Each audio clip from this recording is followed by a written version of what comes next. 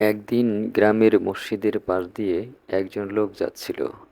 হঠাৎ করে সে একটা কুকুর দেখে খুব ভদ্রভাবে দাঁড়িয়ে আসসালামু আলাইকুম বলে সালাম দিল। এ দেখে পাশে দাঁড়ানো এক ভদ্রলোক অবাক হয়ে জিজ্ঞেস করলো, এই যে ভাই, আপনি কুকুরে সালাম দেন কেন? লোকটা খুব সিরিয়াস মুখ করে বলল, আরে ভাই, আমি সালাম দিছি মোল্লা হারুন রে। ভদ্রলোক আরও অবাক, কিন্তু মোল্লা হারুন কোথায়? আমি তো দেখি শুধু কুকুর। লোকটা রাগ করে বলল, আরে ওই কুত্তার লগে মোল্লা হারুন এতদিন ধইরা ঘুইরে বেড়ায়, দুইজনরে আলাদা করতে পারি না আর। আর তাই আজকে কুত্তা মোল্লার টুপি পরে রাখছে, আমি তো ধরছি মোল্লাই। একথা শুনে আশেপাশে সবাই হেসে গড়াগড়ি খাইল।